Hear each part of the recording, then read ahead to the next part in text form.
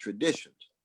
Our mamas, our daddies, our grandmamas, our granddaddies, the W.B. Du Boises, the Clifford Browns, the Abby Lincolns, the Fannie Lou Hamers, the Ella Bakers, and others.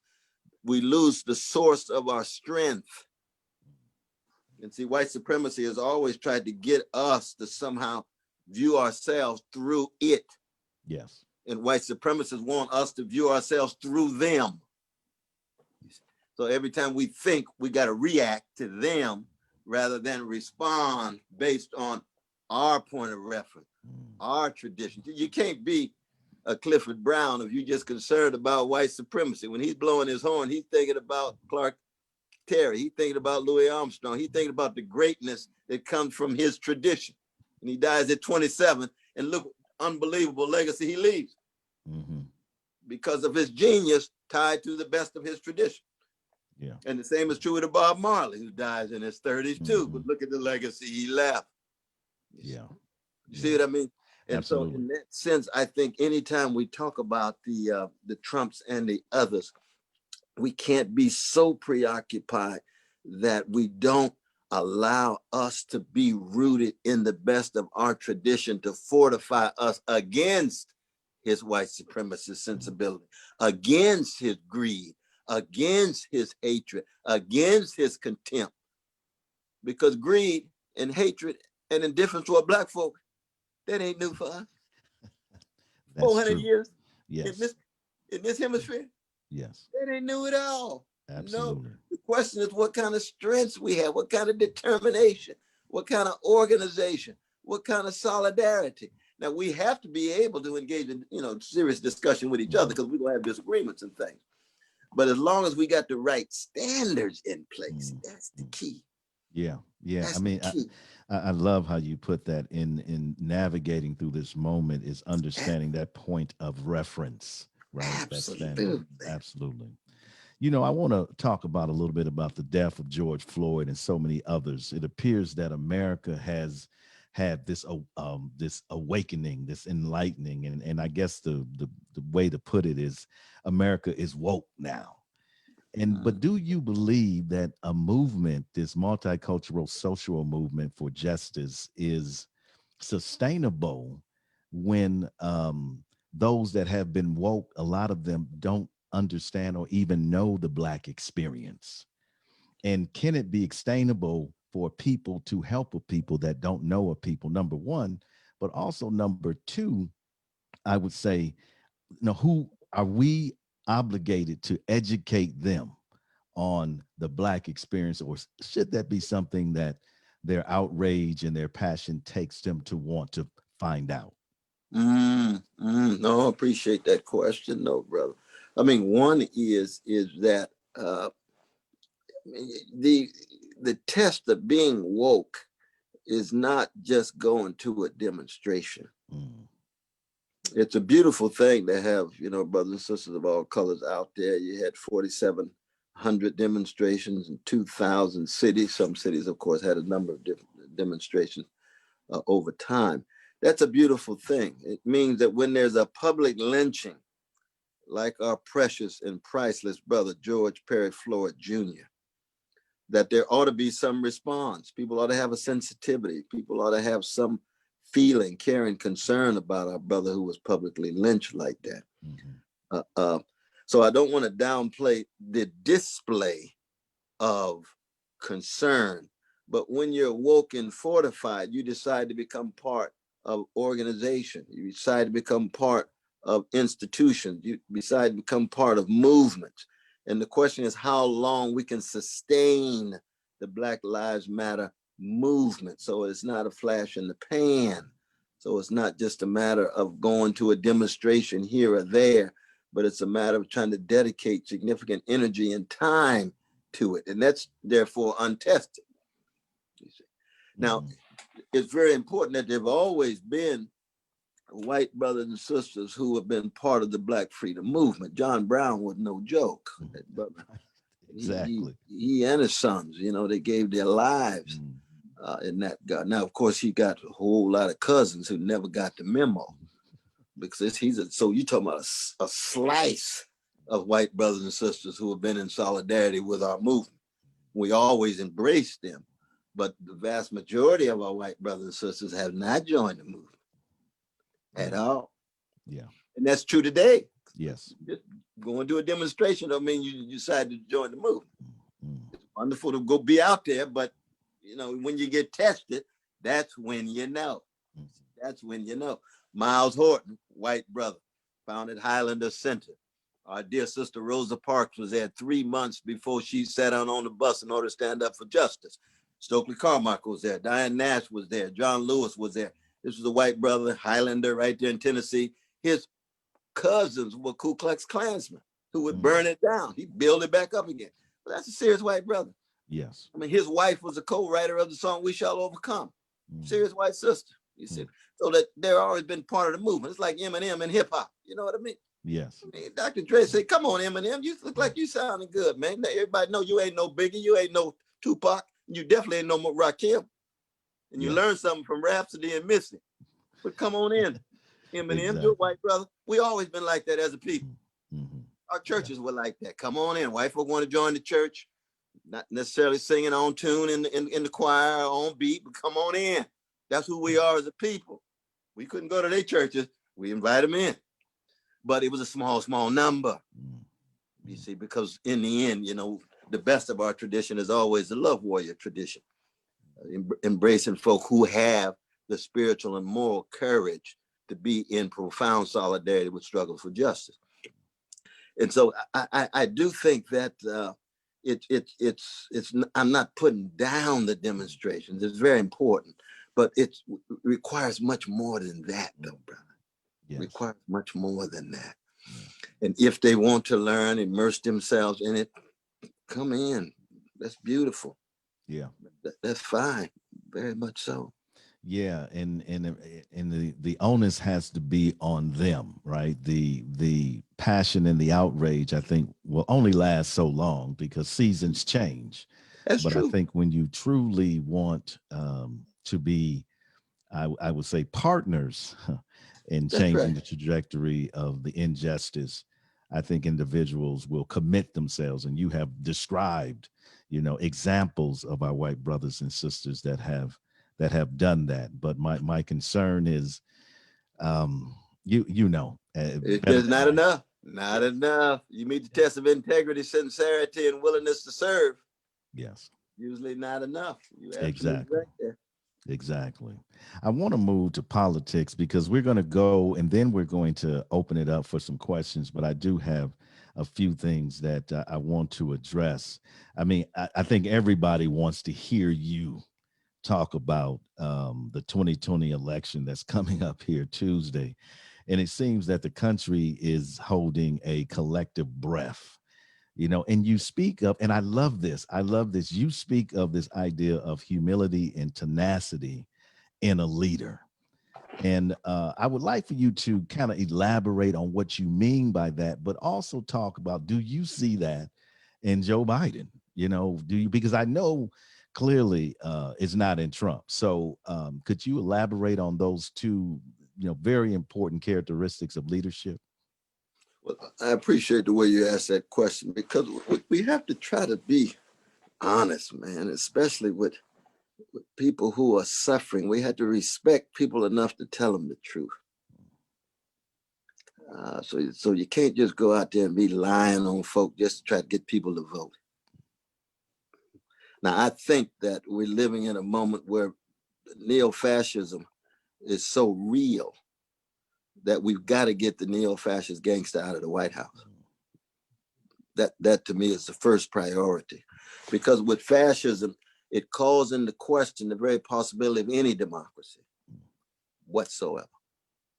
Massive disregard of rule of law, suppression of dissenting voices, violation of rights, liberties, the rule of big money, the rule of big military, and white supremacy is the public face of American fascism.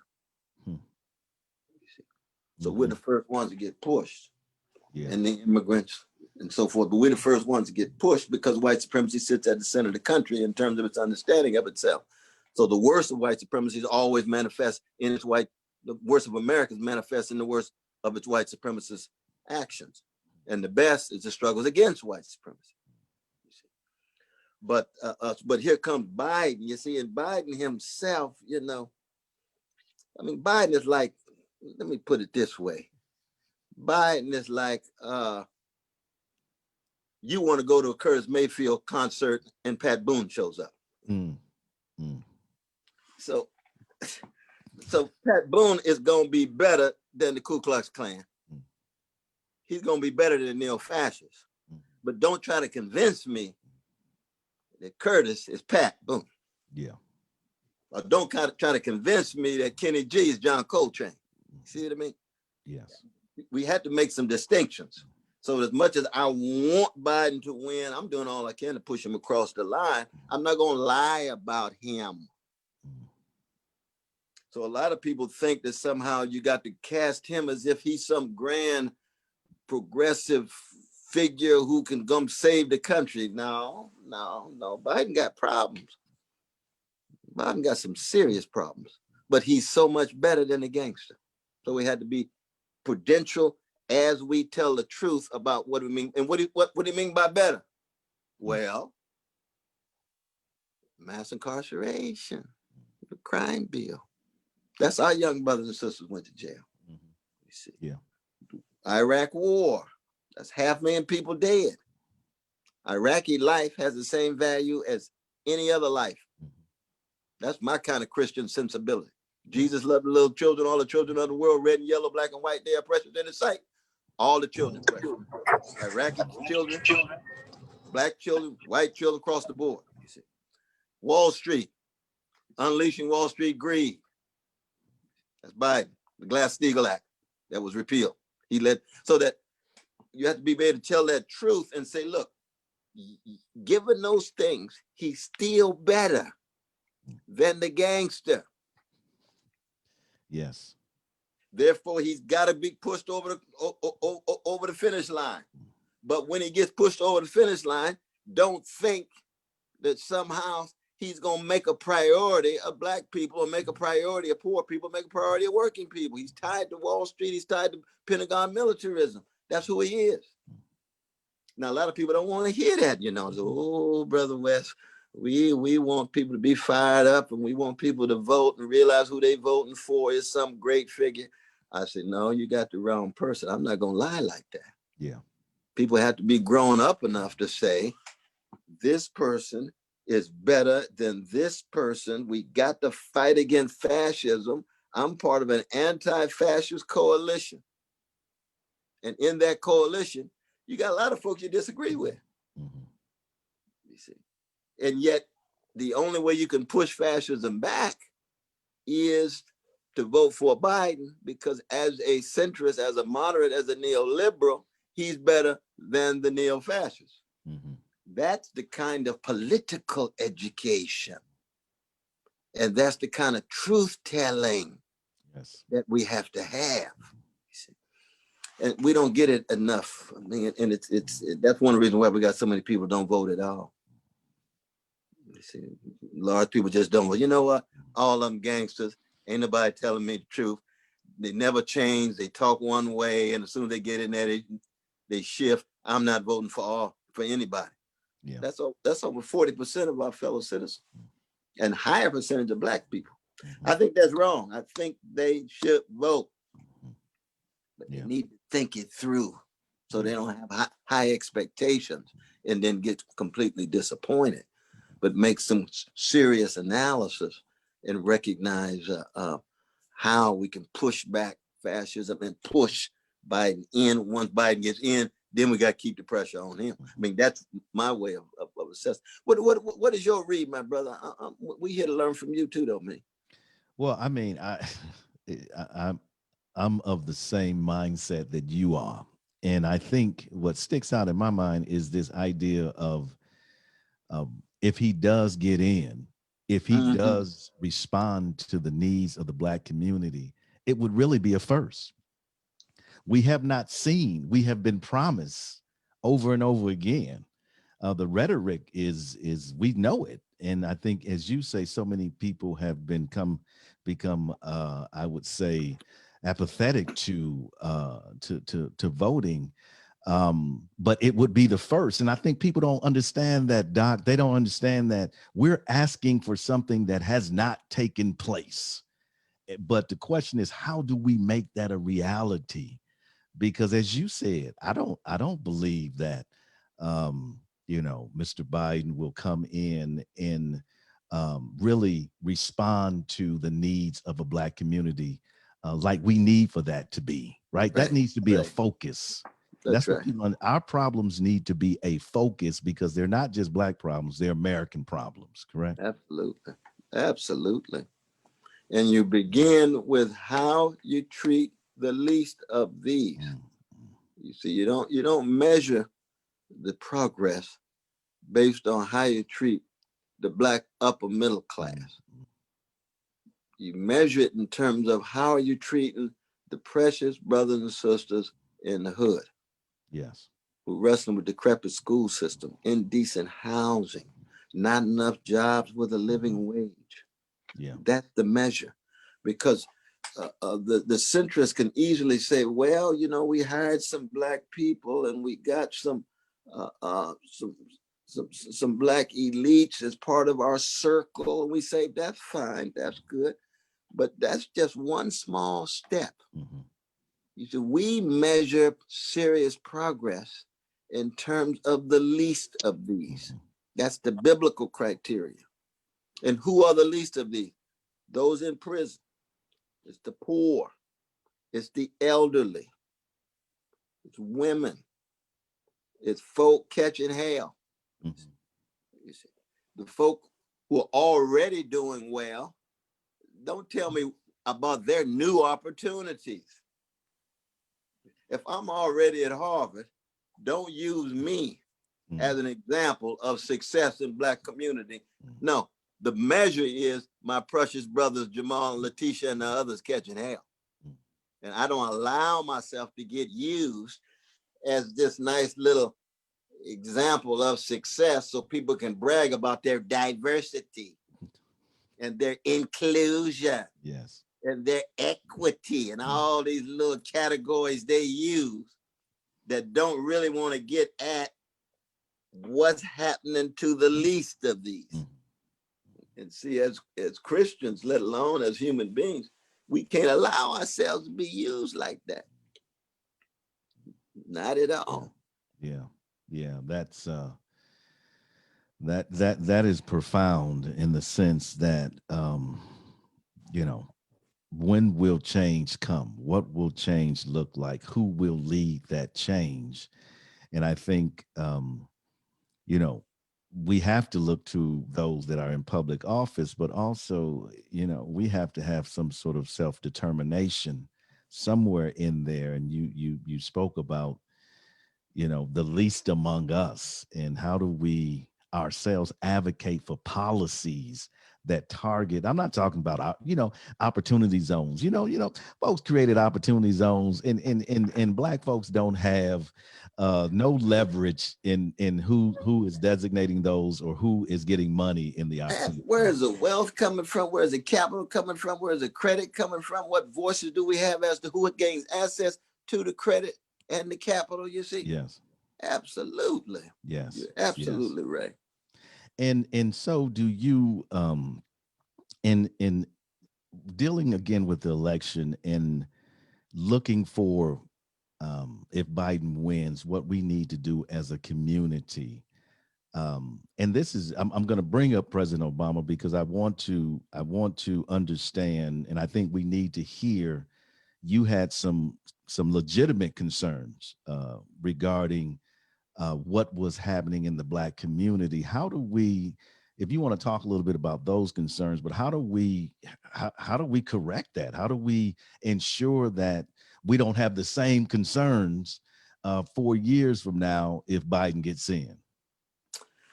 Yeah, that's a wonderful question. Now, here again, we've got to go back to the best of our tradition, man. That Brother Martin Luther King taught us. He said there's 4 criteria: poverty, racism, militarism abroad, and materialism. And that's a spiritual issue. You see, materialism means you just think you can possess your soul by means of possessing commodities and things. So your whole conception of being human is how big your house is, how big your car is, what your status is, what your title is. Well, see, that's spiritual emptiness. You can't have a movement based on people who are obsessed with materialism because they get bought off real quick. All people got to do is just give them a bigger house. Then they ain't gonna serve the people no more. Or give them a bigger status and they're not gonna fight no more. They damp as they fire. But poverty, crucial. So that when you have any president, Brother Barack Obama, anybody else, the question became, and of course, when I worked with him, that was my question. I said, what is your relation to Martin Luther King Jr.? When it comes to those 4 issues, are you gonna fight against poverty? Are you gonna fight against militarism and war? I'm talking about drones. I'm talking about bombs dropped. Are you gonna fight against materialism? Are you gonna fight against racism, white supremacy? And in our day, that has very much to do with mass incarceration. So you can't be an afterthought. That's a new Jim Crow. And anybody concerned with fighting white supremacy got to fight against Jim Crow. That's like in the 1940s. You're going to fight against racism, but you're not going to fight against Jim Crow. Well, we got a new Jim Crow of mass incarceration. So that's very important to hit head on, especially for our young people. Because most of our young brothers would have 1 out of 3 connected to the mass incarceration system, you see. So when Brother Barack, when he came in, and after having, worked with him and so forth, and I looked at all the people around him, I said, you're bailing out Wall Street, but you're not bailing out homeowners. That's a Keith Sweat moment. Something just ain't right. Something just ain't right. Wall Street don't need no bailing out. The homeowners do. Black folk lost 58% of their wealth because they lost their homes. Because of what? Wall Street crimes, insider trading, market manipulation, predatory lending. How many Wall Street folk went to jail? Zero. You see what I mean? Mm-hmm. So that's a moral and spiritual issue. You got all these folk out here catching hell. Wall Street getting all of this money and support. What's the president supporting Wall Street for? When he had the meeting with Wall Street, he said, I stand between you and the pitchforks. Don't worry, I'm on your side. You don't say that to Wall Street. You say that to the least of these. That's why Jesus ran out the money changers of the temple. That's why they put him on the cross, because he ran them out. But who was getting run out of that temple? Wall Street, crooked politicians. We talking symbolically and literally. That's who Jesus ran out, and he ended up putting him on the cross. Well, I'm a follower of Jesus. Yeah. So it ain't about popularity. I'm following Jesus. You see, if he running the money changers out, I got to find out who these money changers are, who these greedy folk who got all of this stuff, and these precious poor people ain't got nothing. Going to all these fancy schools, and the poor children ain't got schools to go to. Got all of these books, and the poor children don't have enough books. That's why most people don't want to follow Jesus. It's too hard. No, they want to be well adjusted to injustice. They want to be well adapted to indifference. No, they want to be accepted by the mainstream. They scared of the cross. No crown without the cross. No justice without the love. Yes. So same was true with the drones. I said, now, George Bush dropped 45 drones on folk, innocent folk. And then Obama dropped 563. Now I got to be consistent. You see, how many folk were killed by those drones? We don't even talk about it. How many bombs were dropped? Brother Barack Obama dropped 25,000 bombs the last year he was in office. Every year he dropped about 20. How many were killed? You see, how many were killed? Oh, Brother West, you don't want to embarrass the Black president. I am in solidarity with Brother Barack Obama and Michelle and the precious girls. One of his daughters is a student right here at Harvard where I teach. If they mistreating them, because I hate white supremacy. But if you were president and you got the killer list every Tuesday and you're choosing who you're going to kill with your drones, that goes against my vacation Bible school teacher. No, you don't be dropping bombs on innocent folk. I don't care what color you are. So you got to tell that truth. You see what I mean? You got to tell that truth. Brother Martin did the same thing with LBJ, didn't he? Yes, he LBJ did. pushed through 64 bill, 65 bill, housing bill. Everybody said, Brother Martin, LBJ is on your side. I know. I love LBJ. He's dropping bombs on precious babies in Vietnam, and a Vietnamese baby got the same value as a black and a white baby in America. And what happened to Martin? People turned against him. He only had 55% of black folks supporting him when it came to that issue. Why? Because he was a Christian. He's a decent man. He had to be true to his calling of what it is to be a moral and spiritual person. Yeah. You can't run around talking about, well, I want to be a nonviolent Mississippi and support violence in Vietnam. You can't say Emmett Till, precious brother, get killed by cowardly terrorists, and yet U.S. bombs are killing babies in Vietnam. So what happens is you end up with black folk being flag wavers rather than cross bearers. Every flag is under the cross. Every flag, every nation, every country is under the cross. And by cross, what I mean is unarmed truth, unconditional love. So you only had to be a Christian to understand the cross. Now I am a Christian, so it's more than that. Yeah. But that cross stands for truth and love. And if somebody's violating truth and love, no matter what color they are, you had to be critical. Not that I didn't talk about him in any vicious ways in terms of his mama or his family or nothing like that. I said, you're doing wrong things, brother. And you need to be accountable. Why? Because truth is bigger than all of us. Justice is bigger than all of us. And where I started, the folks who came before, brother. The ones who died for us, sacrificed for us, mama, daddy, grandmama, granddaddy, aunts, and uncles. They wanted us to be involved in a quest for truth and justice. Yeah. They set the standards. They're the ones set the standard. That's when they asked Miles Davis. They said, Miles Davis, what is jazz? He said, jazz is 4 words. Louis Armstrong, Charlie Parker. They said, well, Miles, what you talking about? He said, they set the standards. He could have said Sarah Vaughan. He could have said Billie Holiday. He could have said Dinah Washington. They set the standards. Aretha. They set the standards. Luther Vandross. They set the standards. Donny Hathaway. They set the standards. So you ain't gonna come acting like you singing off the wall and say that you the next Donny Hathaway. No, learn how to sing. Get your notes together. They set the standards. So is true in our politics.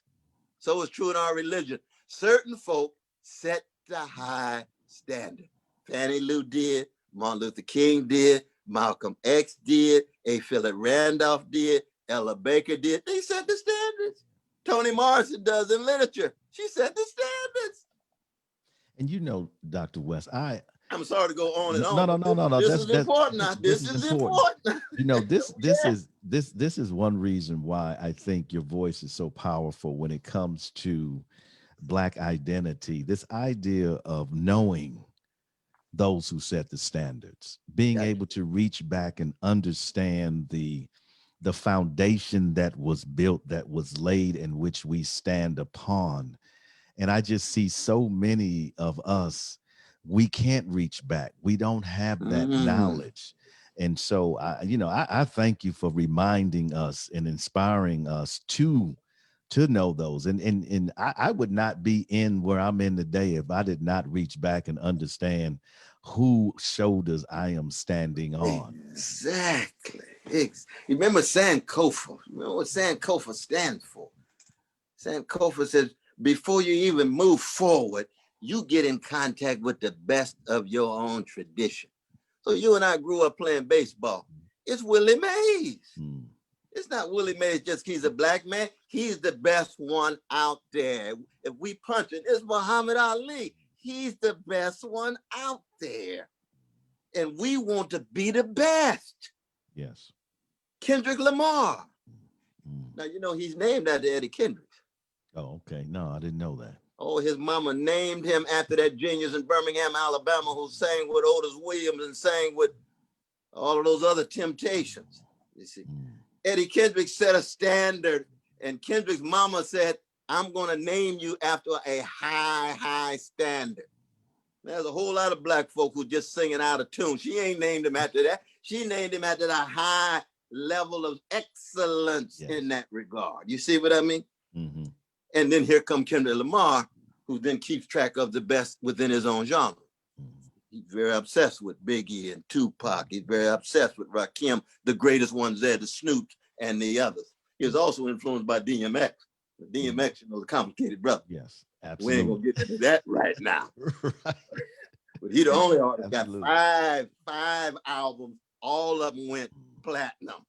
But the stuff he's saying about, you know, he's got some let's just call it Holy Ghost challenge. You know, he got some Holy Ghost challenges that he needs to work with. We all of us need that. But DMX is one of the great artists, but he got some challenges. You know, he like Rudy Ray Moore when we were coming up. Well, you probably too young for that. Well, Dolomite, Rudy Ray Moore.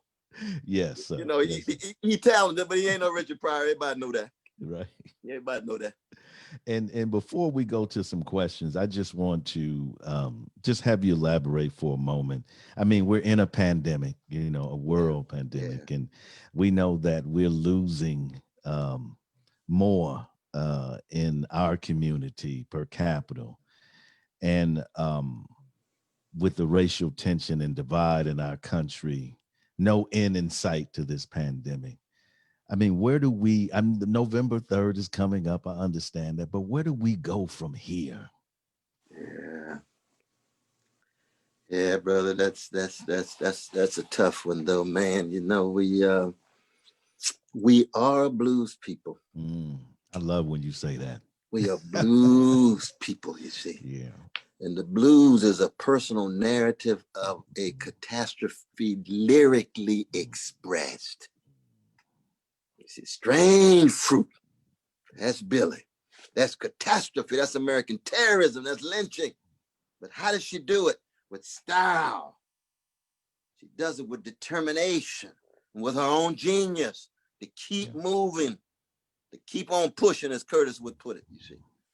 B.B. King says, nobody loves me but my mama, and she might be driving too. That's the flip side of the Thrill Is Gone. That's the king of the blues from Mississippi, B.B. King. How does he do it? With style, with that smile, a little help from Lucille, his guitar. And you can hear him playing that guitar. You hear Robert Johnson, the genius from the Delta, Mississippi. You hear Ma Rainey. You hear Bessie Smith. You hear Alberta. All of those voices coming through that tradition. Well, even in the midst of pandemic, it's another catastrophe. Oh, we've had so many catastrophes. Personal levels. Mamas dying early. Friends betraying us. Folk undercutting the movement. White supremacy, catastrophe. Predatory capitalism driven by greed, exploiting our labor, catastrophe. Mistreating our children, catastrophe. Here come the pandemic, another catastrophe. Blues people, what kind of spiritual and moral resources do we have to deal with this new catastrophe? You see, and it has to generate policy. You know, that's another reason why it's very important to get Trump out of the White House. You see, because it's clear he don't give a damn at all. For the most part of almost anybody, but especially people of color. Yeah. Especially people of color. See, we just invisible. You can't see us. And that's another reason why Biden is very important in terms of getting him across the line. But when he gets across the line, we got to make sure, get him a national plan to deal with the pandemic.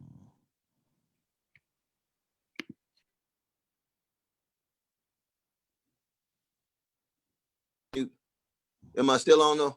Yes. You can hear me all right? Yes, sir. That Black people have access to the care, the vaccines, what is required to deal with this pandemic. But it's another catastrophe. What is important to keep in mind, though, is that you see, there's a whole lot of people in America who are not used to dealing with catastrophe. You see, they've been living in Disney World conditions. They've been living in Disneyland conditions. They Peter Pan. They grew big in terms of money, grew big in terms of status, but they never grew up. See, that's why we don't have any blues proteges. No such thing as a 4-year-old child singing the blues. Because you got to have grown up to sing the blues. Now, it's true that Michael Jackson, I heard that brother sing Who's Loving You and Can You Remember by the Delphonics when he was 9 years old. I said, this little brother, he got the blues sensibility at 9. I don't know what's going on in his life. Because he's singing like he really been in love. He's singing like he's talking about my situation. What is going on with Michael Jackson?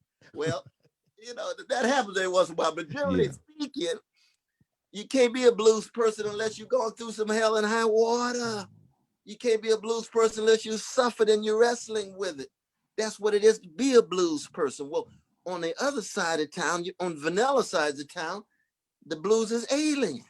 They into comfort and convenience and contentment. And as soon as something goes wrong, their whole world collapses. And we say, dang, we've been dealing with catastrophes you know not of, and we still strong. Y'all got little small crisis going on and ready to kill yourself. You got to get yourself together. You got to get your soul intact. You see what I mean? Yes. So now that the whole nation has the blues, they either learn something from a blues people or they lose their democracy. Yeah. They lose it all. The greed blinds them. The white supremacy blinds them. The hatred blinds them. And they lose it all. And at that point, you know, it's a Malcolm moment, Malcolm X moment. Chickens come home to roost. You reap what you sow. Sooner or later, you're going to have to deal with the reality. You can stay at Disney World all you want. Eat all your popcorn, drink all your Coke on Main Street, but sooner or later, you're going to have to leave Disney World and go back in the real world. And if you're not equipped for that real world, you're going under. You know what I mean? You're going under. Absolutely. Peter Pan going to have to grow up sooner or later. You can't be walking around 55 years old acting like you 15. Yeah. You got to grow up. Yeah. A blues nation. But learn from a blues is about people. maturity, growing up, and still having compassion, still having artistic creativity, still having connection with others. That's what it is to be a bluesman. We learned that from Ralph Ellison now in terms of his literature. Absolutely. It was Ralph who wrote about the blues in that way, but he was learning from a great people who produced a great tradition of deep love, a terrorized people who teach the world how to heal, a traumatized people who taught the world how to overcome and just keep overcoming. And my soul looked back and wonders how I got over. That's Clara Ward in her 20s. My soul looks back and wonders how I got over. Clara, where'd that come from? Well, I've been through some stuff. Yes. And here's my response. I ain't reacting to white folk. I'm overcoming the white supremacy. Take this. And we still singing that song to this day. She been gone.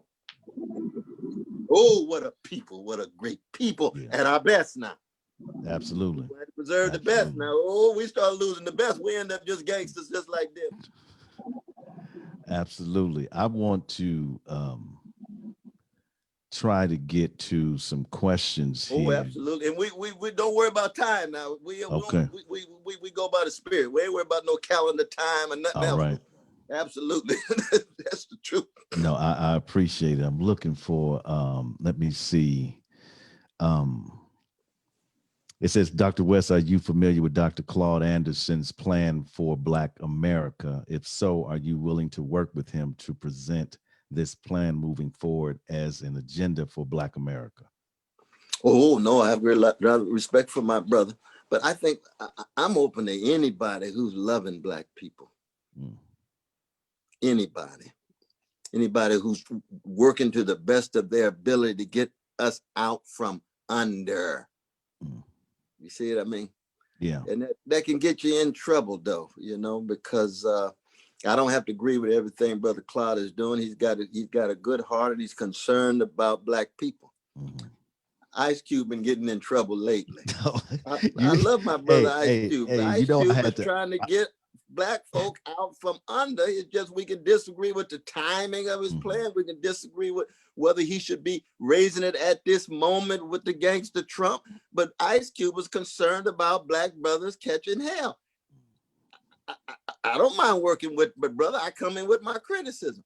ADO, calling for, you know, the ADO organization. Yes. American Descendants. You know, I was there at the conference. People, Brother West, how come you spending time with ADOs? I thought these are some folks, Sister Yvette and Brother Tone, they calling for reparations. Black folk ought to get reparations. Yeah. Yeah. Half of us ain't got no wealth whatsoever. We need reparations. I don't have to agree with everything they talking about at all. You see, Minister Louis Farrakhan. Oh, Brother West, you hang out with Minister Louis Farrakhan. You must be anti-Jewish. No, not at all. I can keep track with the love in his heart and be critical of other things. He also concerned about Black people. Yeah. You see, John Lewis and his crowd, that's closer to my heart in terms of Martin Luther King Jr.'s legacy. Absolutely, you know. But I work with them as well. I work with the New Black Panthers. I work with anybody who's focusing on truth and justice. But you got to be a jazz person about that.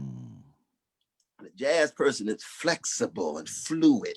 So you have your own integrity wherever you go, wherever organization that you're working with. And you come out with your own sense of who you are. I know I am a Jesus-loving, free Black man who intends to be faithful unto death. Yeah. So if I work with my atheistic brothers and sisters, beautiful.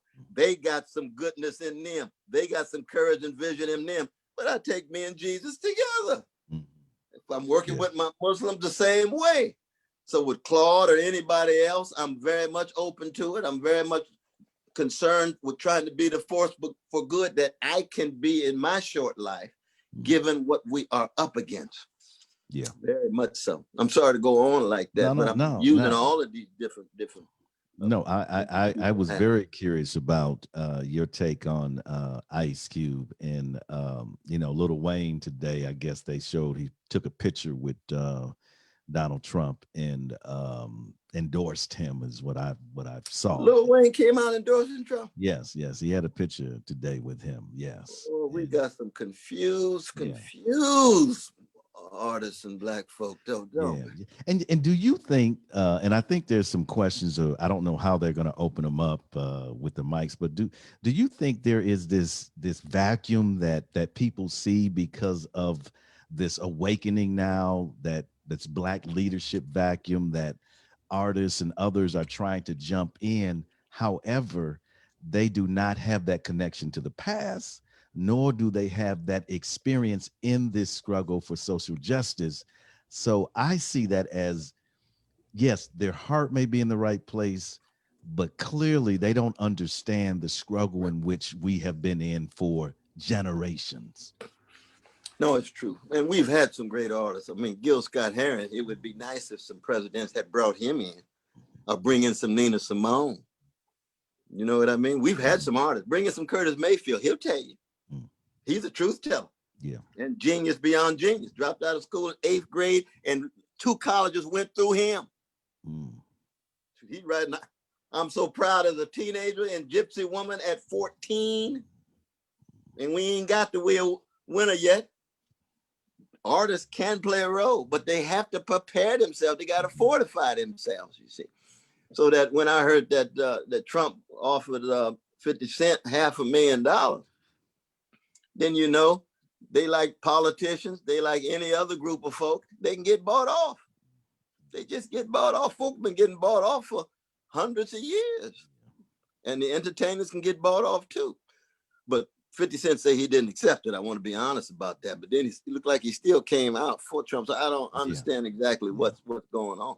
But Kanye and all of them too, that they get confused because they believe that simply because they're highly visible and influence a lot of people, that somehow they deserve to be leaders. And it doesn't follow. You can influence a lot of people and still not be prepared to be a leader. Just keep doing what you're doing in the studio. Kanye, Ice Cube, they have enriched my life as artists. We had the problem in the 1960s with Wilson Pickett. Now, I love me some Wilson Pickett. We tried to convince him not to go to South Africa. You remember that struggle?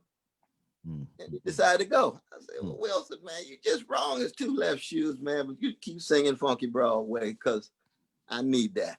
I need that. So that people have their own callings and they get confused and they get conflated.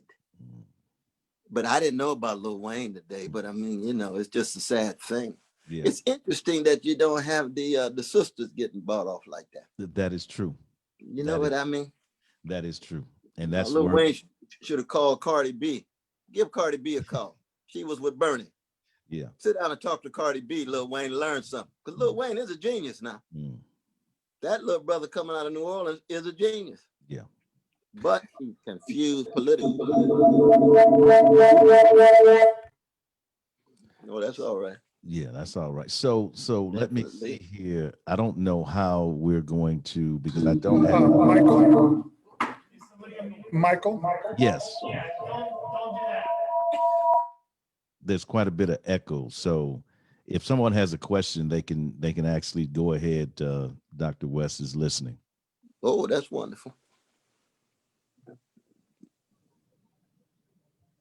Hi, Dr. West. Yes, how you doing, my dear sister? My name is Jennifer. I actually met you back in 2001 at the Bryn Mawr Presbyterian Church where you spoke. So I'm very wonderful to see you here in my hometown of Wilmington today. 2001, 20 years? 20 years ago, sir.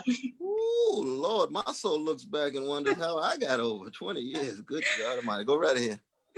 So I'd like to turn the conversation to mass incarceration, if I may.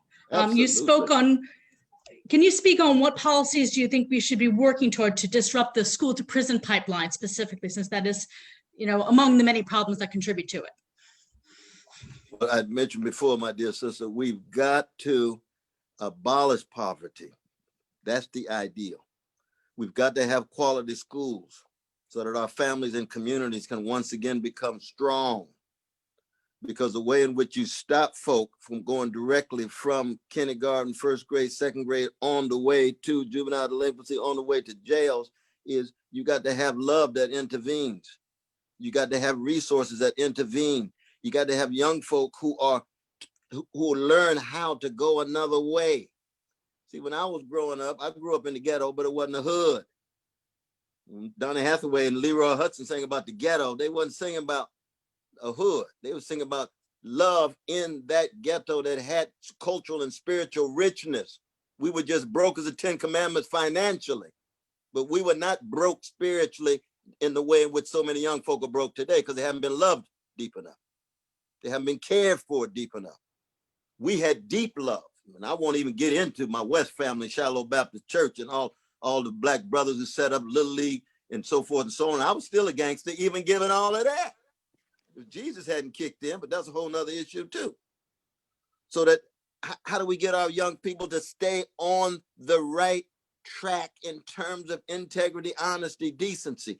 Once the families and communities begin to collapse with not enough jobs, once the market convinces young folk to be human as bodily stimulation and material prosperity, material toys. So the whole end of life is just to be successful. Is not to be morally and spiritually great. So you end up with a lot of successful folk who don't know what to do with it, rather than using their success to be great. And anybody can be great because he or she who's greatest among you will be your servant. That's what the Bible says. That's true. What do you do with the things you got? What do you do with the gifts you got? What do you do with the money you got? So that pipeline that we're talking about is one in which you got to abolish poverty, make sure you got schools of quality, make sure you got jobs with a living wage, and make sure that people's spirits are oriented in ways that are enhancing rather than destructive. But as long as you got hoods in place, and see, hoods are mirrors of Wall Street. The gangsters on Wall Street are concerned with the 11th commandment, thou shalt not get caught. They don't give a dang about the 10th commandment, the 10 commandments. They're concerned with survival of the slickest. And our young people want to be successful.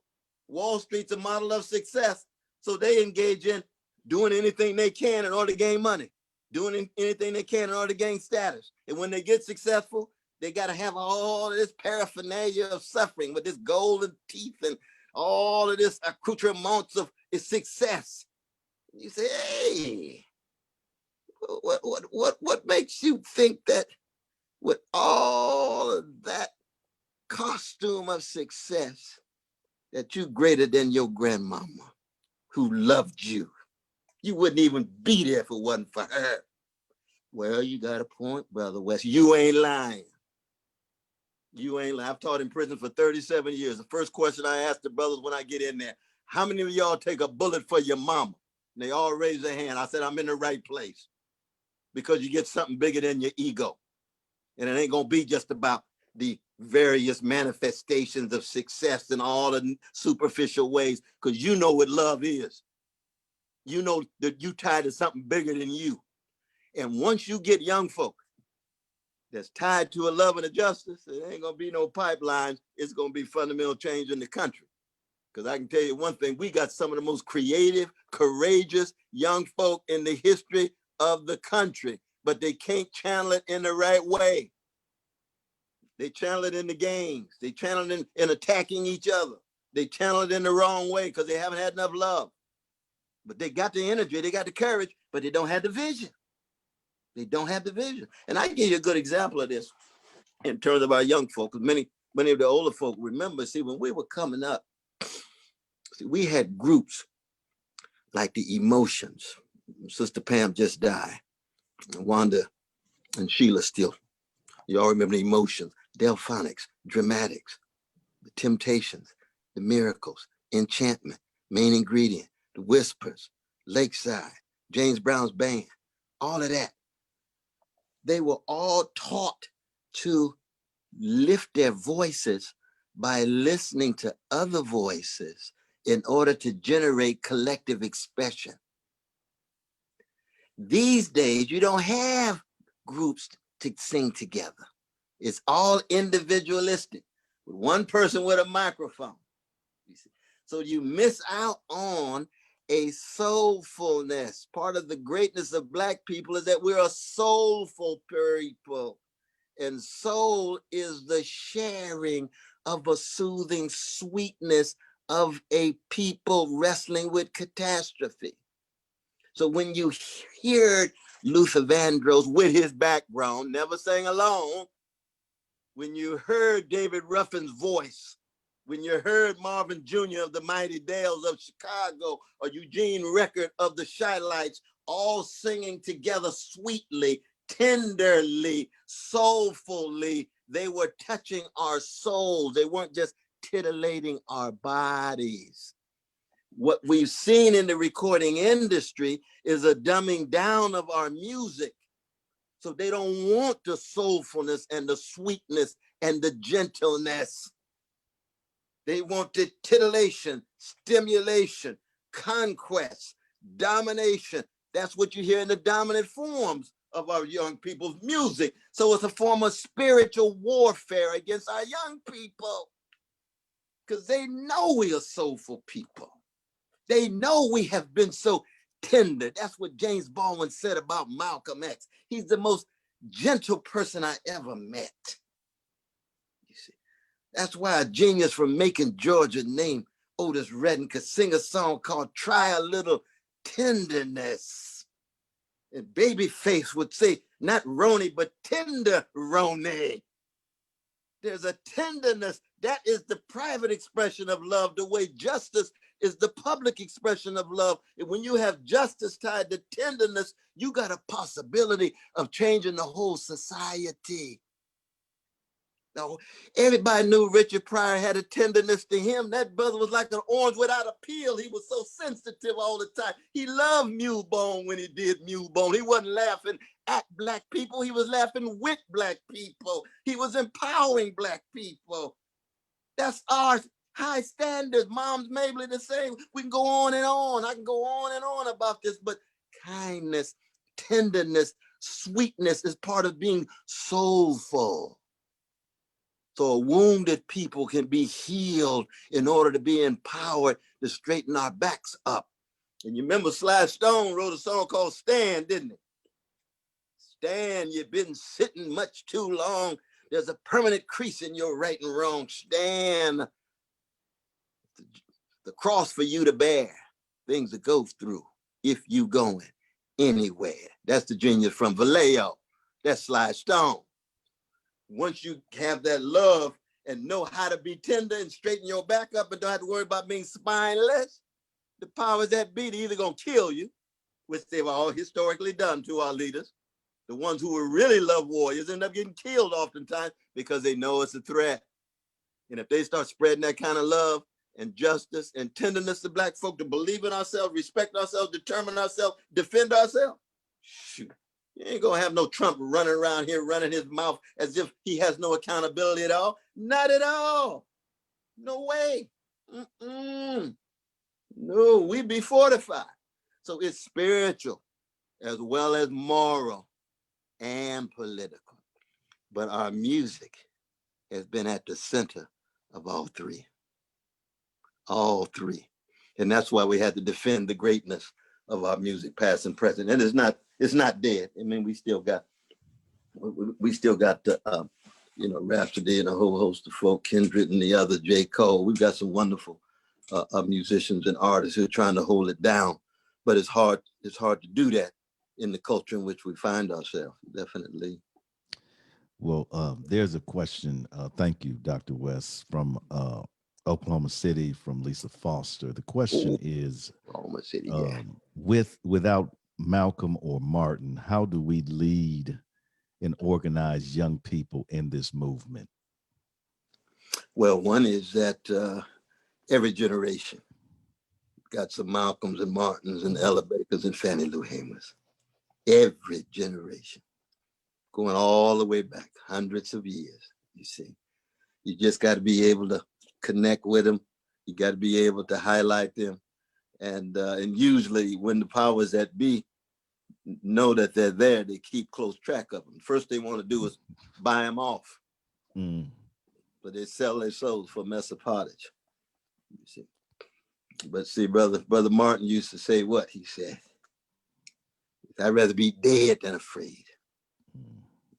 Rather be a corpse than a coward. That's spiritual greatness right there. You see, can't buy them off. And if you can't buy them off, you try to lie about them. Character assassination. FBI, COINTELPRO, Edgar Hoover and company. And not just Martin, folk across the board. You see. Or Fannie Lou, they beat her down, tried to put her eye out. She just kept on fighting anyway. This little light of mine, I'm gonna let it shine. I just co-wrote a song with Bootsy talking about stars. Stars have no names, they just shine. I tell no people your name. The question is, what's the quality of your shine? And everybody's a star anyway, a Sly Stay. Everybody got light inside. Everybody got to shine. Everybody can be a star in terms of letting that shine.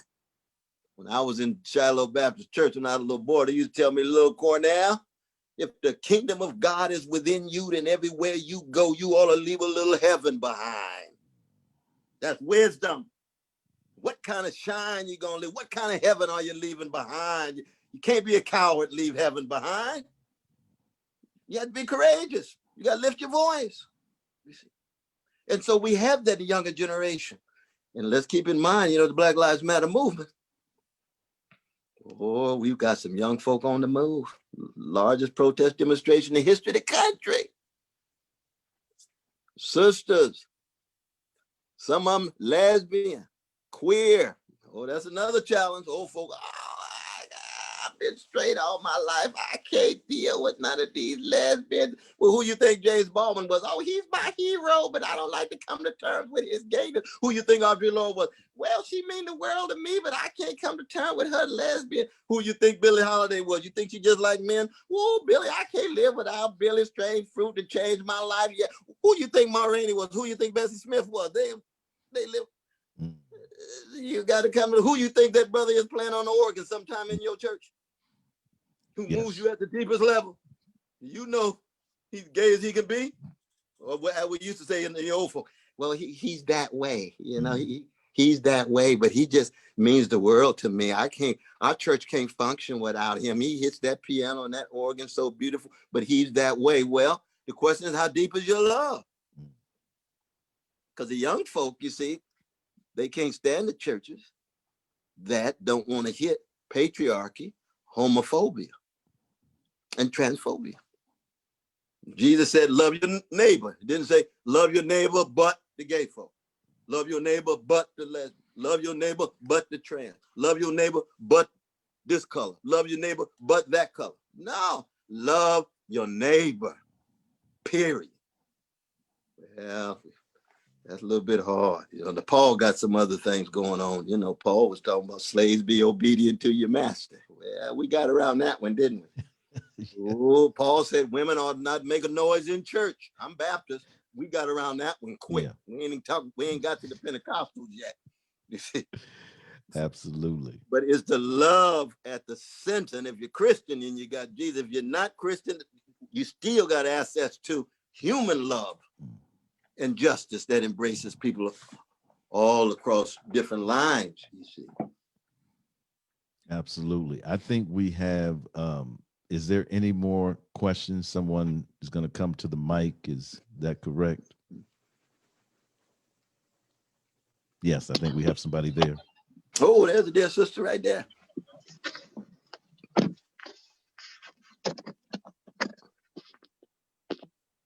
We cannot hear you.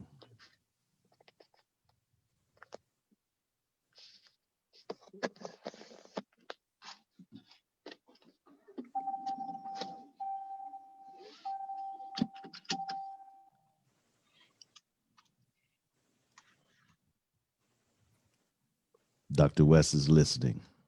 Absolutely. No, you take your time. Take your time. They're going to work it out. They're going to work it out. Here comes our brother. Hey, check 1, 2. Can anybody hear me? We can hear you now. Hey, there we go. Everybody can hear me, right? Yes. Awesome. Here we go. I'm going to hand the mic back for the question. Thank you so much there, brother. My question is, you talked about African-American people having a struggle for over 400 years. And one of the questions that always boggled my mind is why do you feel as African-Americans we are hated so much? Wow, appreciate that question, my dear sister. Appreciate the question. I don't think there's a definitive answer to that because there's so many different motivations for hatred. Very much so. But I could say this, just looking at my dear sister, because I noticed she had that beautiful, looked like she had Prince's purple on, Alice Walker's purple on, and she had a style and she had a self-confidence. And when you're socialized in a white supremacist civilization, which means you're deeply socialized into vicious lies, when you see Black folk walking with such self-confidence and so much style, brothers walking down the street like they worth $10 million and they could be broke as they can be, but the way they walking is such that they have this tremendous presence and spirit. That's a threat to the lies that you have been socialized into, you see. And so you either have to check yourself in a self-critical way or you project a certain contempt and hatred. So that's one thing, that's one way of getting at it. Same is true, with the Tulsa riot when they killed so many Black business folk, right, in Oklahoma. They were out competing the white business folk. Well, white supremacy tells you Black folk are not supposed to out-compete.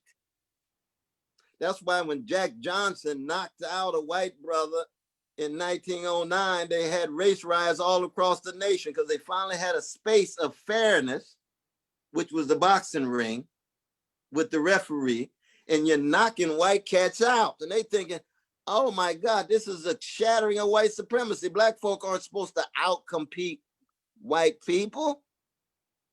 So they either come to terms with the white supremacy as a vicious lie, or they project the hatred on the folk who are still walking around as if they are winners.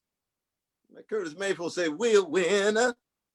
we'll win. And how these people gonna say they win and they broke all the time? We got our children, we got our churches, we got our music, we got our style, we got our bodies, we got our grandmamas, we got our histories, we got our memories, and nobody can take that away from us. And you're walking like you're a winner, and they say, oh, we got to crush them even more. That's pathological, but it is what it is to be socialized in a sick society, in a white supremacist society. But that's just one of the explanations. I think there's a whole lot of explanations. Hatred itself, it's a human thing. Black folk hate each other. Too many men hate women, women hate men. Hatred is a complicated thing, but when it's tied to white supremacy, I think we do have to connect it in terms of a certain Black self-confidence that defies white supremacist lives, very much so. It's also tied to greed. When Black folk want fairness on the job, it's like we're taking your money. No, you're not taking our money. We help produce your money. What you want reparations for? Well, for 244 years, we worked for free. Don't you think at 244 years of free labor under the most barbaric conditions, that kind of damage requires some kind of retort, some kind of response? And think how sick it is in the history of America that when they declared emancipation, like they did in Washington, D.C., the slave holders were compensated, not the slaves. Think how sick that is. That's not just hypocritical. There's a difference between a gangster and a hypocrite. Hypocrisy is the complement, vice pays the virtue. When you're a hypocrite, you know what virtue is. You're just trying to hide it and conceal it. So you're acting as if you're something that you're not. That's a hypocrite. Virtue still has some weight. A gangster has no sense of virtue at all. See, that's Trump. That's compensating slaveholders. Don't even think about how sick it is to compensate slaveholders. Why? Because you live in a society where property has more value than persons. So if you take somebody's property, even when they are persons, you got to pay them back. And that's why slaveholders have been compensated and the slaves have not. And then when the descendants of slaves come and say, we want compensation, they say, this is so irrational. We just don't understand. What kind of framework are you working in? Get outside of your white supremacist one. Get outside of your narrow one and understand what justice really is. Understand what fairness really is. And of course, all you got to do is, it's this way. You say, I tell you what, let's assume that Black people enslaved white brothers and sisters for 244 years. Do you think you would want reparations? Of course you would. So all you got to do is get outside your little narrow white supremacist way of looking at the world and say, Black people are just as human as you. Now, I know some of y'all ain't got the memo yet, but it's coming. It's on the way. We just as human as you. We just as precious as you. If we had enslaved you for 244 years, you'd have a white reparations movement every Friday night in every city, every white church. They'd have white musicians sing about white reparations. And as a Christian, I would say anybody enslaved ought to have reparations. I'd be in solidarity with the white brothers and sisters. I said, now, you Black folk, y'all were wrong as enslaving them for that long. You shouldn't have done that. Jesus don't like that. That's not moral. That's not right. Because we have a moral and a spiritual standing. That's exactly why we have not created a Black version of the Ku Klux Klan. Whereas if Black folk had enslaved white folk for 244 years, do you know how big the Klan would be? It would be a major movement, because historically it doesn't look as if the white population in the country has a majority leadership tied to love and justice as opposed to hatred and revenge. that our leadership with Frederick Douglass and Ida B. Wells and Sojourner Truth and Harriet Tubman. They weren't trying to enslave other folk. They were trying to ensure slavery never existed as a whole. They had a higher moral and spiritual ground, you see. And so it seems to me that we've got to be very, very candid about the just, you know, how morally empty things are, even as we don't allow it to be the point of reference, because it's been like that for so long. We got to get our traditions together, our peoples together, and those who are willing to work with us. I would say the same thing in terms of international relations. You know, I get in trouble a lot of times when I talk about my Palestinian brothers and sisters. I say, don't y'all know if there's a Palestinian occupation of Jews, I would be in solidarity with my Jewish brothers and sisters. Occupation is wrong. Well, now there's an Israeli occupation of Palestinians. I'm in solidarity with my Palestinian brothers and sisters based on the same moral and spiritual grounds. It doesn't make me anti-Jewish. It doesn't make me anti-Semitic. Not at all. Occupation is wrong, no matter what. No matter what. When Chinese do it to Tibet, when the Indians do it to Kashmir, and so forth and so on. So that's the kind of high standards that the Black tradition has dished out to the world. That's the caravan of love that the Isley brothers sing about. That's the love train that the OJs sing about. You see. Dr. West, do we have any more questions? Because I tell you, you have, man, this has been a blessing to be with you. Yes, there's this another evening. question. There's another question. That's okay, fine. Absolutely. Yes. Ask go your ahead with question. Good evening, Dr. West. And how you doing, my dear sister? Wonderful. I wanted to get your take on, it's a younger generation of Black conservatives who seem to love Trump as opposed to Van Jones, who doesn't. I think you had conversations with Candace Owens. Yeah. Oh, yeah. Oh, Lord, yeah. Oh, Lord, yeah. And have you had conversations with Van Jones, the former head of the RNC? Oh, Van Jones. Oh, yeah. When he got fired by the Obama administration, we hired him at Princeton. So he stayed with us for a whole year. His office was right next to mine, and we used to break bread and have wonderful dialogues and argue and learn from each other. Very much so. But one thing to keep in mind, my dear sister, is that, we've always had Black conservatives in the country. So again, we shouldn't be surprised at that. We just have to, give them the right to express themselves and then show them why they're wrong and how wrong they are, and hope that they're not simply siding with power and wealth for greedy reasons. See, it's one thing to be a conservative and really believe what you're saying. It's another thing to be a conservative and simply go with folk who have the money and status and power. Because at that point, you're just well adjusted to injustice. You're just accommodating yourself to the powers that be.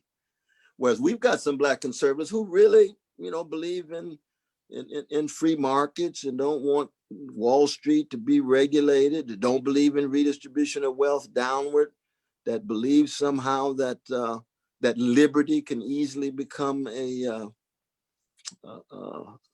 but don't realize actually that liberty can actually become a justification for greed. Malcolm X used to remind us, liberty for the wolves is death for the lambs. So that when you talk about liberty, we all want liberty. We all want rights and liberties, very much so. But we don't want liberties for slaveholders to enslave us.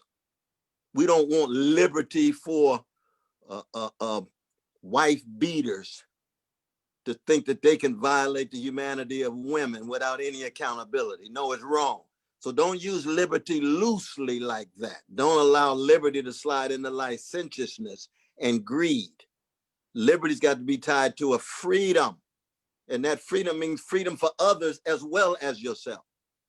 It's like these folks walking around with, I ain't gonna wear no mask because I believe in liberty. Hey, you're spreading the virus to somebody else. You ain't got the right to spread the virus to somebody else. Your liberty is undercutting their liberty. You a wolf and you treating them like a lamb. Check yourself. Greed, narrowness, egoism, egotism. You see what I mean? Narcissism. That's spiritually bankrupt. That's moral decrepitude. And we have to call it out. We got some folk like that. When I was in Charlottesville, I'll never forget, and I was with we were up against some serious neo-Nazi gangsters. Whoo! Oh, you talking about some twisted white brothers. Oh, Lord. The Klan was there too. Y'all remember that just a few years ago? And we out there singing This Little Light of Mine, and they about to crush us like cockroaches. Antifa came in and actually saved us. But it was two things that hit me was, one was that there was a black brother marching with them. And I said, Jesus. I mean, even Clarence Thomas don't go that far. You know what I mean? Clarence been siding with the powerful and the wealthy for a long time. This brother was marching with them. Twisted. But the other thing was, we walked by the park and all of these sick white brothers hating black people, hating Jews, hating gays and lesbians, they listening to Motown. And you say, how you gonna listen to the music of the people you about to mow down? See how twisted that is? That they grow up in the United States where black music is so fundamental that they could love the products of black people and hate the black people who produce it. The human beings are very, very strange species. Very strange species. Very complicated and very sick. But we have the capacity to confront it and overcome it. Very much so. I mean, it's like brothers who are misogynists, but can't go through 3 days without listening to Aretha. You say, hey, wait, man. I thought you putting women down. No, but Aretha touches me in my soul, and I got to have her sing Daydreaming. I'm about to snap. I said, my God, this is a walking contradiction. Walking contradiction. It's human, but we have to call it out for what it is.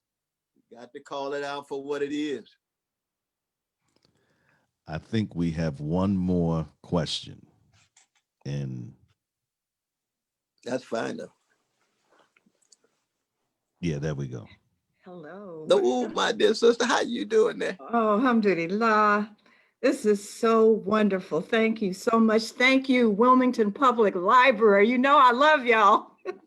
Some good folk in that library. Woo! Wonderful folk in that library. Absolutely. Dr. West, there's been so much wonderful knowledge. I have to ask this question. Mm-hmm. In addition to dismantling the school to prison pipeline, I wrote this out so I wouldn't forget it. I think we have an opportunity, and I appreciated what you said about our choices for the White House on Tuesday. Yes, very important, very important. So in addition to that legislation and policy effort, eliminating this prison pipeline that our people are just going through, the babies, what else? What's the other part of the plan? That's what I'm concerned about. I want whoever is in, quote, leadership, because it needs to be broad. It needs to be generational. All of us didn't sell out, everybody. That's right.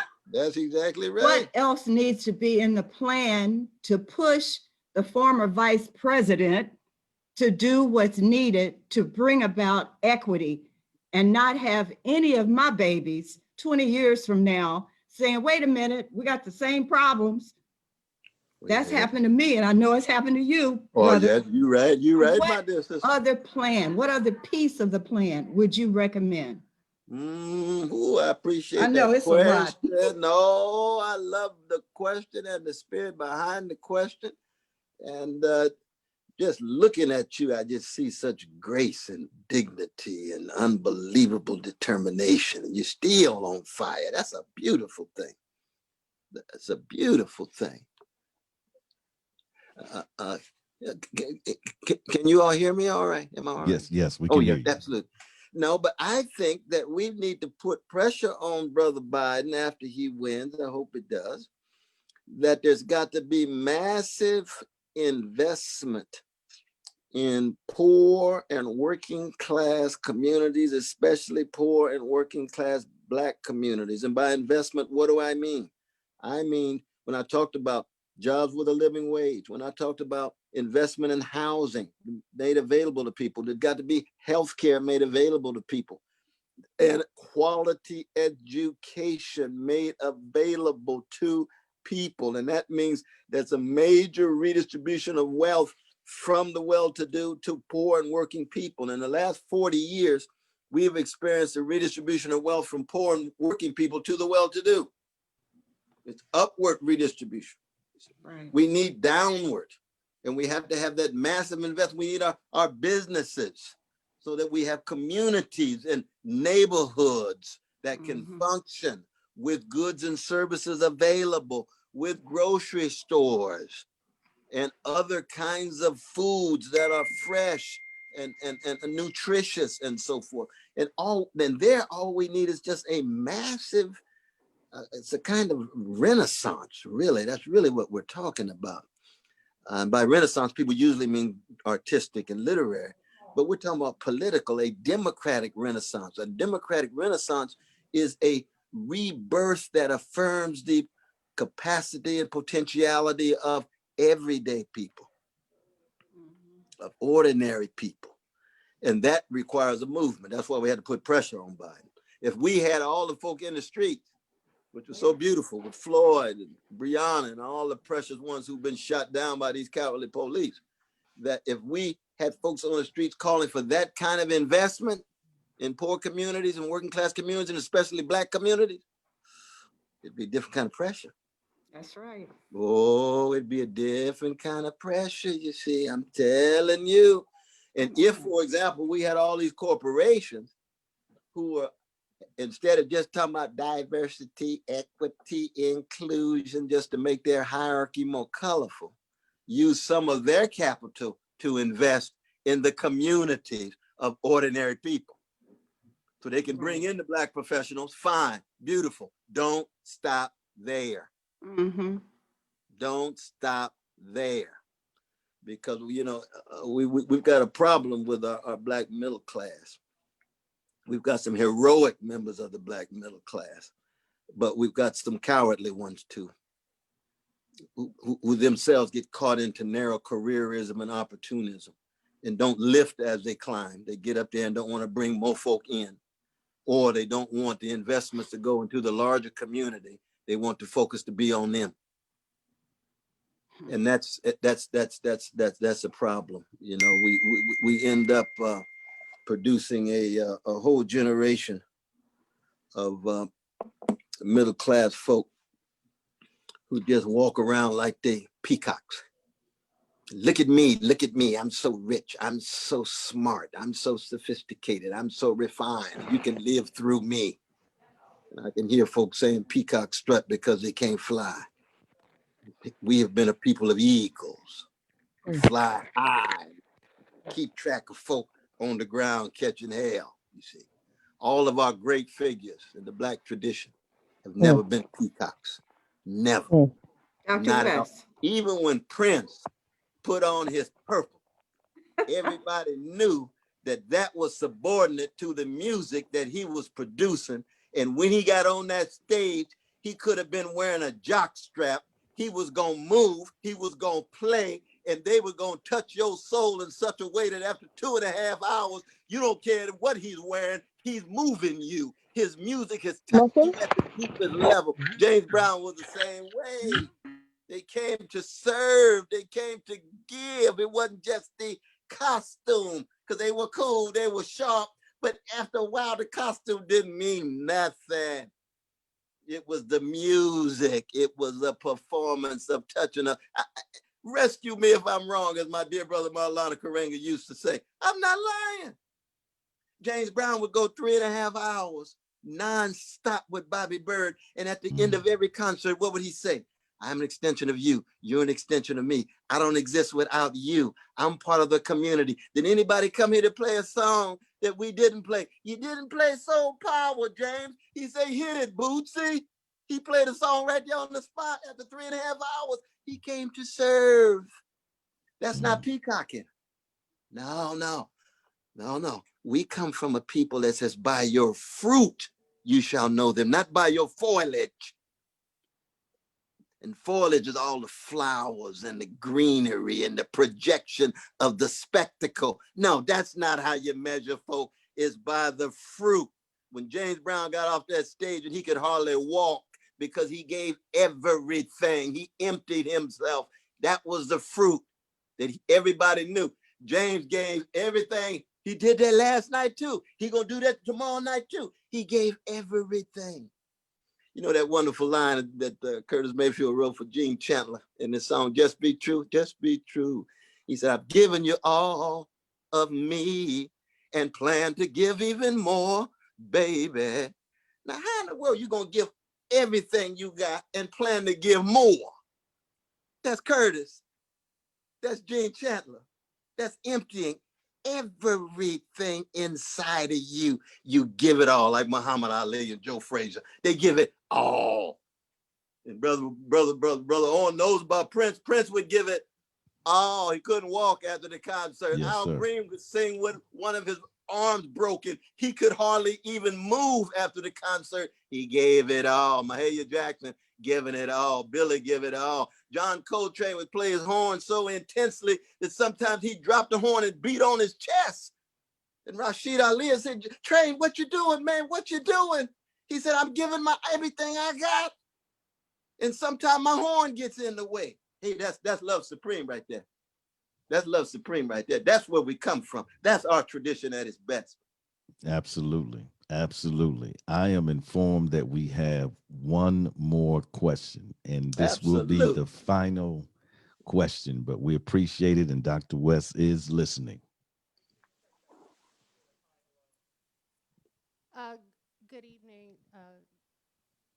This question, and asking on behalf of someone who wants to know what your thoughts are on R. Kelly and Bill Cosby. Or just my thoughts on their art and their situation, my dear sister. Yes. Oh, okay. I appreciate it. Well, again, I always start with the best, and then I move to the worst inside of folk. That I know that R. Kelly comes out of one of the greatest traditions, which is the singing of a silky soul. I know he was shaped by the niece of Thomas Dorsey, who was one of the greatest of our singers. He wrote Precious Lord, right when his baby and his wife died at the same time. He'd already written 90 songs for Ma Rainey, but he went from the blues to the church, became a piano player for Pilgrim's Baptist Church in Chicago with Mahalia Jackson. Well, that Thomas Dorsey's niece was a teacher of R. Kelly, because R. Kelly was illiterate. He couldn't read, but she taught him how, in fact, to play and how, in fact, to sing. And his music has informed and enriched my life in a very, very deep and profound way. He's one of the greatest soul singers of his generation. He's not as great as Gerald Levert, but we could have arguments about that on back and forth, or even Glenn Jones, but he's one of the great ones. At the same time, his situation is one in which he looked like, given the evidence, has flagrantly mistreated precious young sisters. And he's wrong if they show that to be the case. Looks like we got the evidence for it. He's wrong as he can be. And Cosby's the same way. Cosby enriched my life. One of the great artists. He's right there with Moms Mabley. He's right there with Richard Pryor. He's right there with Dick Gregory as a great comic artist and so forth. He's enriched my life. At the same time, given what the evidence looks like, he's wrong too. So both of them in situations where they were doing wrong things, wrong, unjust, immoral, based on the evidence. Simultaneously, both of them great artists. And the art can't completely be erased. The art can never excuse their unjust acts. Miles Davis would be the same way. Playing that beautiful horn, Oh, the stories we hear from Cicely Tyson, one of the great artists herself. Betty Davis, his other wife, who was a funk master, one of the few Black women who had the highest level of funk music. For a year and a half, that she produced that magnificent set of albums. Miles Davis, got to call it for what it is, wrong and yet genius in his music. And of course, we've got, a number of other examples as well. Tammy Terrell, David Ruffin. David Ruffin's music touches me at the deepest level. That brother saying, ain't too proud to beg, my girl takes me to a different world. Then I find out about his relation to Tammy Terrell, wrong as he could be, unjust, immoral. We got to keep track of both simultaneously. Very much so. Very much so. Well, I hate to end on a note with people getting beat up and things, though, but as human beings, I think we have to always try to be candid, both about ourselves and others. The best in us and the worst in us. The best in others and the worst in others. Thank you, my brother. Well, thank you very much, Dr. West. It's been an honor. Thank you, Mr. Owens, for moderating such a compelling and provocative conversation. And we would like to thank Milk and Honey here in Wilmington, Delaware, for sponsoring our watch party. Oh, And so thank you wonderful. all for We tuning salute in. you all. You all be safe and strong now. Yes.